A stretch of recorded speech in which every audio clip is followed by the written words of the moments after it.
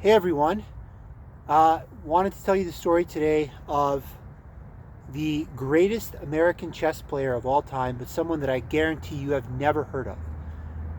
Brock the Bison Davis was a chess player from Wyoming, a chess player and a farmer who in the 1970s, between March 1972 and April 1979, won 117 consecutive games.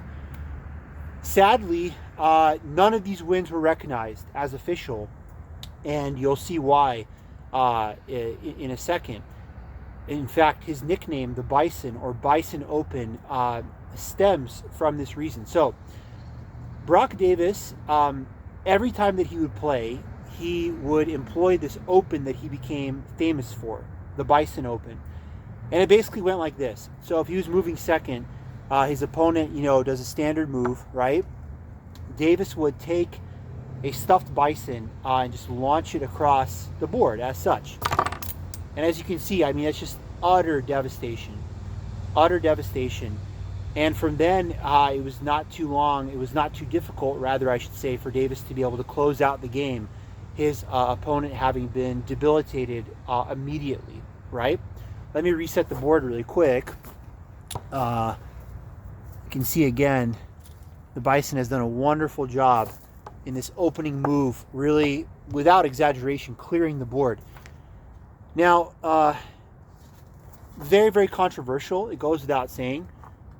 Chess analysts, chess historians say there's never been a more effective and more devastating open than the Bison Open, but it was also perhaps the most controversial chess move ever invented as well.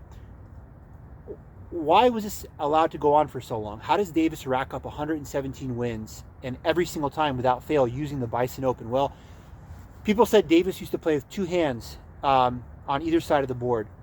One hand was for the chess clock. He'd make his move, hit the chess clock. The other was a speed dial. Remember, he's a farmer. He was like a CEO farmer, owned a bunch of farms in Wyoming.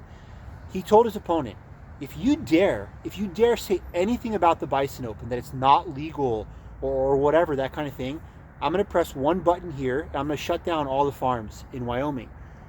And so the opponents, at first, he's racking up a lot of these wins in Wyoming, in Colorado, kind of Intermountain West. None of those people want the food supply shut off. And so they kind of go along with it, they allow it. It's a different story on the international scene in terms of the official record books. Of course, all of the kind of,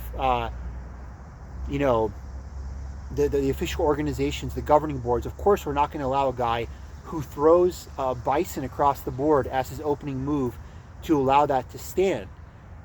And then Davis's supporters retort, well, no, we have the medals, we have the trophies. He's taking home victory after victory. If you guys would, overlook this very small thing, you're making a big deal about one move. You're flipping out about this. If you just look past this, he'd clearly be the number one player probably in the world. And people were saying the way like a boxer is up and coming, they're trying to find a new opponent for him to challenge for the heavyweight title. They're like, you can get any of the best chess players in the world to play Davis if you allow him to play with no holds barred. If you allow him to play without constraining him in any way. Of course, this means allow him to play with the Bison Open. He's going to beat everyone, hands down. Remember, at this point, when he starts making headlines and people start getting angry, he's like 75-0, 80-0, 91-0. All right, he wins 117 games in a row, and then he loses. And after he loses, he retires, and you never hear from him again. How did that happen? It was very, very simple.